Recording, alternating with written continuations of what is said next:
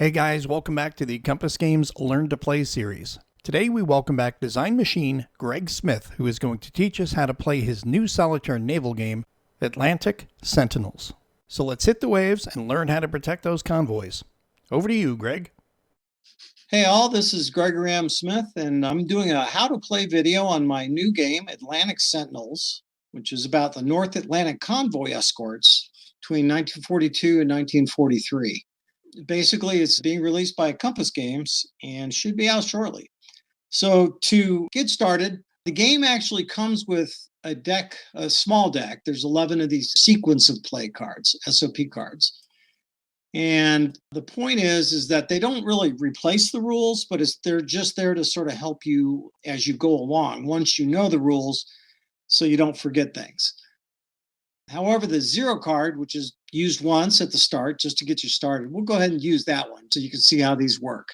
But so basically, we select the escort group, and I'm going to pick group B1, and that comes right out of the rules on 4.1, which is where you pick your groups. You have 10 different groups to choose from. I'll just take B1. It's a primarily British group.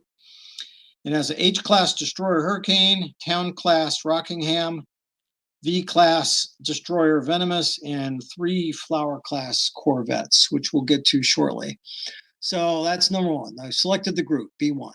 Prepare a convoy log sheet. Okay, well, just assume that I've done that. We're starting at the start of the game, which is February 1942. Next thing we do is set up the escort group display mat. So that's here. And this is actually what we're playing. This is our escort group, and we're B1.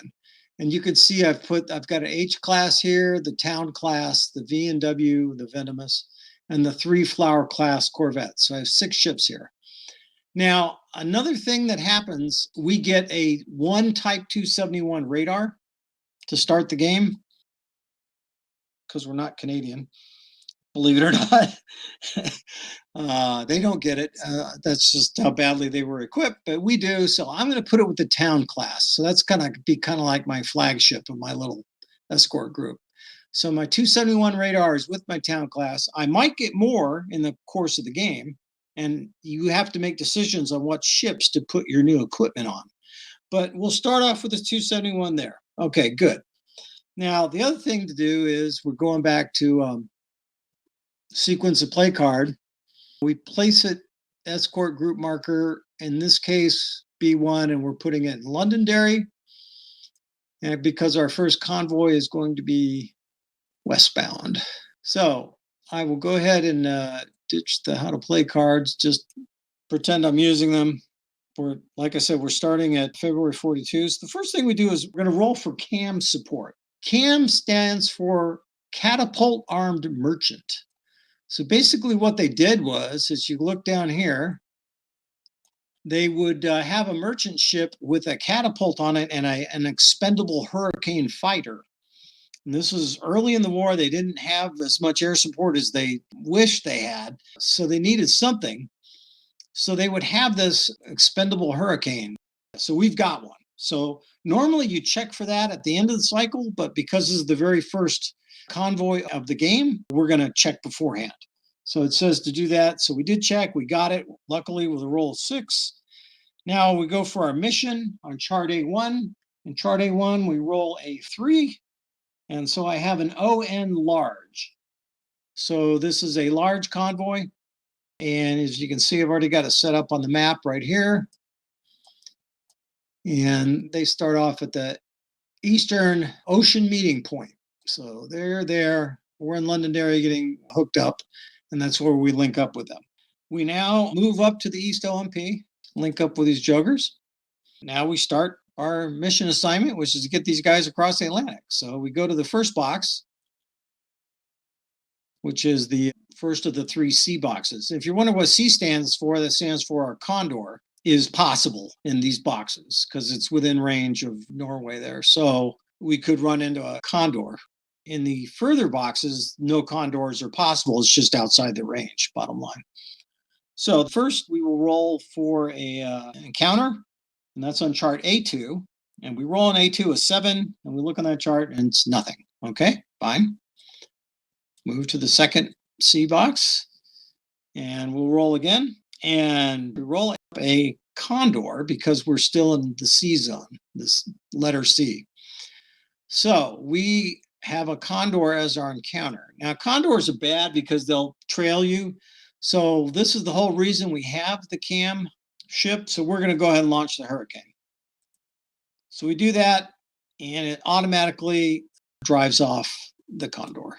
So that's the good news. The bad news is it's gone, but that's the whole reason we had it. So that's how that works. There's nothing else. That is our encounter for that box. So got that done with. All right. We now move to the next one. If you'll notice this arc of dots, that's the air range from Iceland. So once we actually do start getting air support, there's a limit.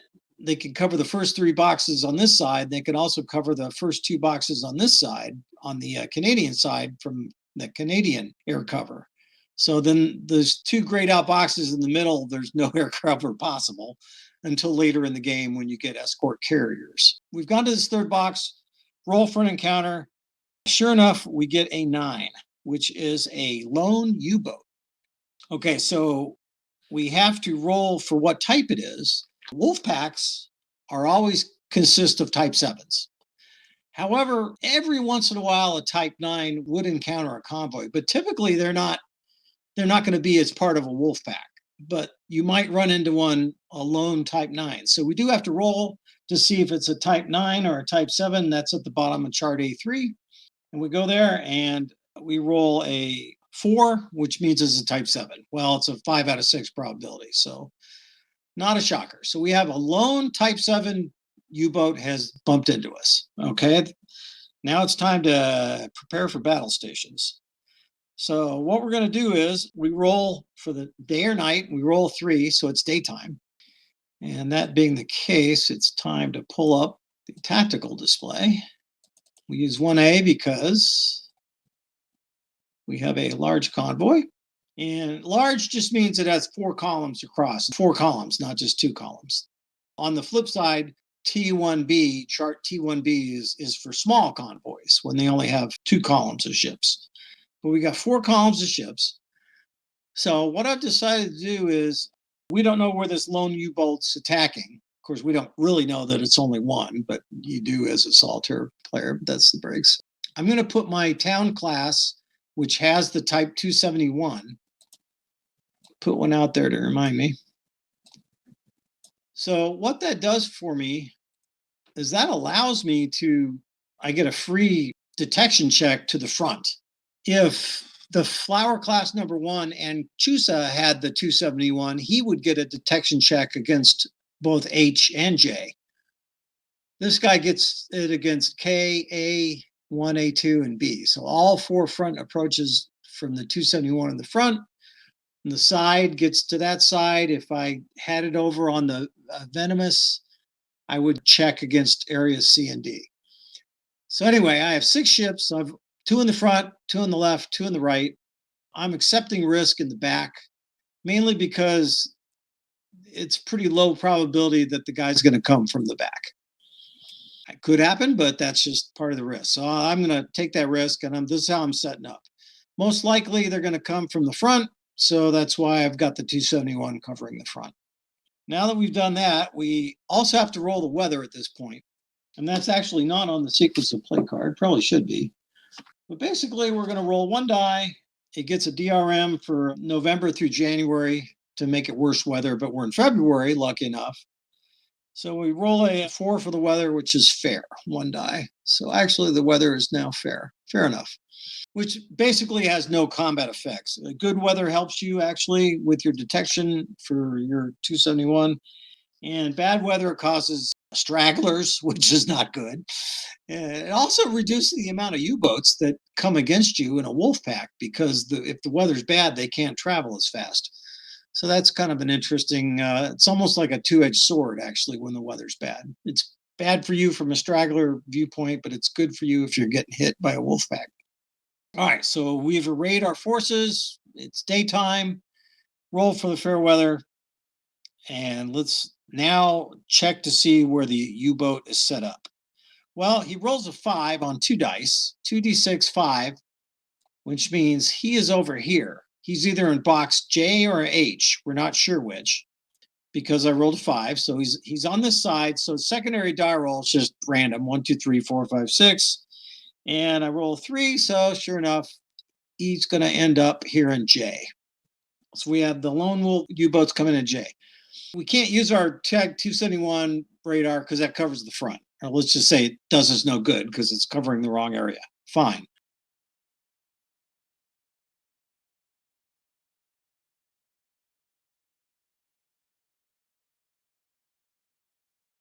However, Anchusa, the flower class, does have sonar, ASDIC, as they called it. So he does get to make an ASDIC check on the side there. And his ASDIC check is going to be a 1 through 3 come the time. However, first, we have to see what the range is. The range is going to be a 4, so that's medium. So he's going to come into medium. All right, so we're going to make this ASDIC check right here. He rolls his 1, 2, 3, but he rolls a 5. All right, he did not detect the U-boat. So the U-boat slips past the Anchusa and gets to medium range. At this point, we roll for the size of the ships and the actual ships. Now, you don't actually have to roll for the actual ships until you see who he's attacking, just to save time. But the bottom line is, we're going to say, okay, he rolled a small, a large, and a tanker. So he rolled one of each, a 1, 4, and a 6. All right, so he's got one of each type. Now, who does he attack? Well, that is on chart C1, which is U-boat targeting. If you look, there's 3 columns, close, medium, and long ranges. And at medium range, we roll a 2d6, we roll a 7. So that means all 4 torpedoes, 4T is against the largest target. Well, we roll them all up, and sure enough, it's not going to be this guy. The large tanker is only 5,200 tons, so it's the large freighter. So he is actually firing all 4 torpedoes against this tanker, which is the Imperial transport, 8,000 tons. So now we go to the attack tables. Well, and this part is just like the Hunters, believe it or not. It's exactly so, which is why the games seamlessly integrate, which is kind of fun. But so basically, we roll for on chart B1. He gets 2 hits out of the 4 torpedoes. None of them are duds. Of the 2 out of the 4 that do hit, they aren't duds. And of those on chart B2 attack damage, we roll a 2 and a 4, which totals up to 3 points of damage. Well, curiously enough, 8,000 tons takes 3 points to sink. That's on chart B2, so we nailed him. So he is gone. We'll make a note on our log sheet that we lost 8,000 tons, and these count against us. That's not a good thing. Somewhat akin to golf, the scoring in the game is that you want the tonnage to be as low as possible by the end of the game. You don't want to lose a whole lot of escorts. All right, so he nailed this guy, probably overkill, but he did get a kill, 8,000 tons. All right. Now it's time for us to react. Well, we have one ship here.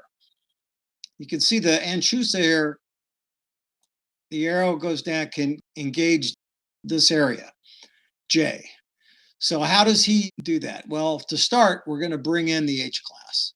So the H class is going to race across down here to help out the flower. Why are we doing that? Well, the reason why we're doing that is because on the B3 escort detection chart, we get a penalty of -1 if there's only a single escort. And we get a benefit of +1 if there's 2 escorts or more. Well, those cancel out. We also get a -1 if an escort has moved. But basically, the way it works out, the 2 escorts, the escort moved, cancel each other out, and the 1 escort penalty doesn't exist. So basically, straight up. By moving him across to help out, instead of being at -1, it's a straight up die roll because of the way that the charts work out. So the 1 escort negative modifier just doesn't exist anymore. However, he moved, which I can flip him to the move side. So now we're going to try to find this joker. We're rolling on B3, escort detection chart, first chance. Rolled a 9, got him, just barely. All right, so we have detected this guy. Now, why did I bring the H class and nobody else out? Well, H class has got a lot of A lot of depth charges. So he gets a +1 actually for his modifier. So probably the way this would have worked in reality is the flower would probably hold him in the Aztec while the H class dropped on him. But so now we do get to roll. We're going to roll 2 dice on B4 chart, which is the Escort attack chart. And we roll our 2 dice and we get a 7. Because the H class gives us a +1 DRM, as you see on the B4 chart, that bumps up to an 8. Unfortunately, that's the same result. It's 2 hits either way, but it could have made a difference. But anyway, it didn't. All right. So now we go down to the B5, U-boat damage, just like the Hunters. We roll up 2 hits. 33 is a hull hit. 62 is the aft torpedo door.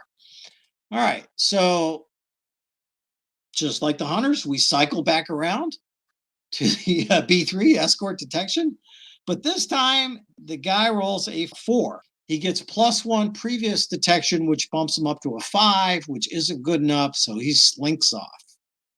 So away he goes. Now, he is no longer in the available pool.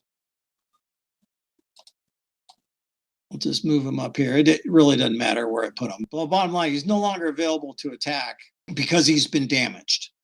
So the hull damage, even if he had only taken torpedo door damage and had fixed it, he's still removed, at least in the solo game. Obviously not in the 2-player if you're playing somebody with a Hunter's game. But in the solo game, he's been removed from the pool of attacking U-boats. So he's gone. So because we damaged him, even though he got away, we don't have to worry about him anymore.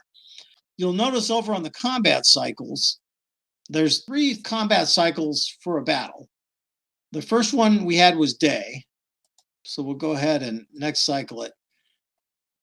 Still daytime. Next cycle goes into night. And then the third cycle goes back to the day.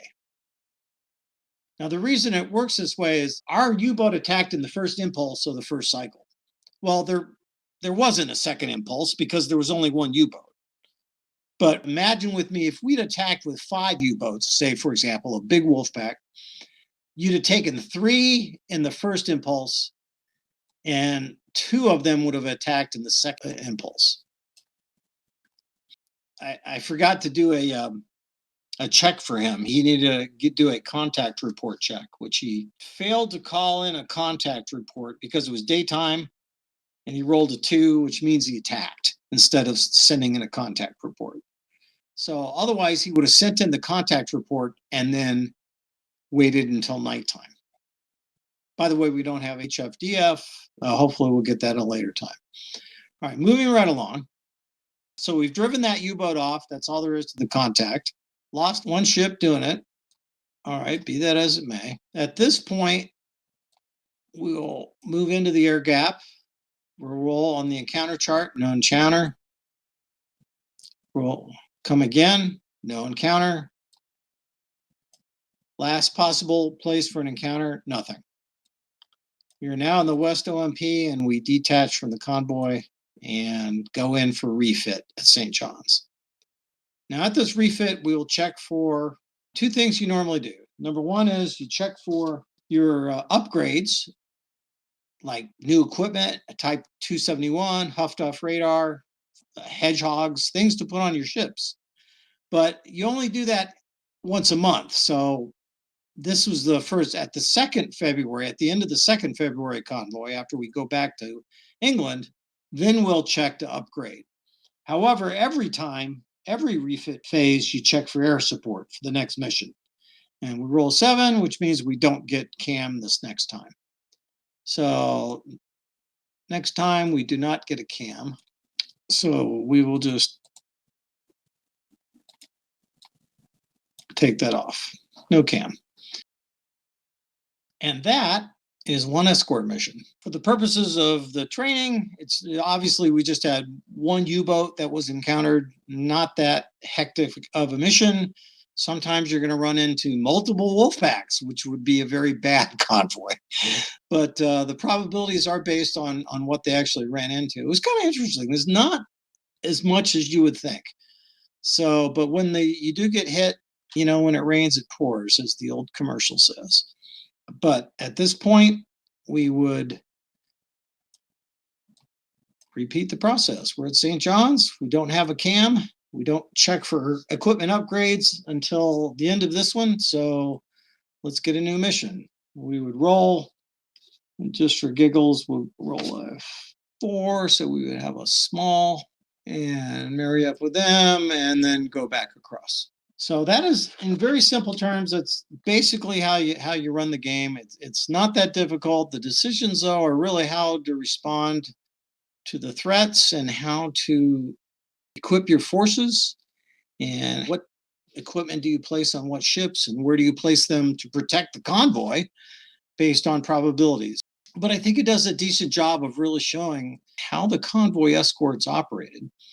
And you will later on, of course, eventually have a much easier time with you'll get to appreciate how important air support was, because having an escort carrier giving you air cover in the air gap is a lot more important than having some expendable hurricane launched off a catapult and hopefully they fish the pilot out of the ocean after he's done.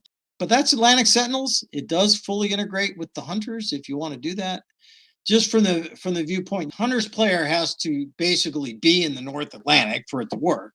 But there are rules to integrate the two games in the back of the Atlantic Sentinels rule book, so you can look that up if you own the hunters. But the combat system is fully integrated with the hunters, and so I thought that was a nice touch. Anyway, I'm Gregory Smith. This is just a look at Atlantic Sentinels and a quick training session on how to play it. Thank you very much.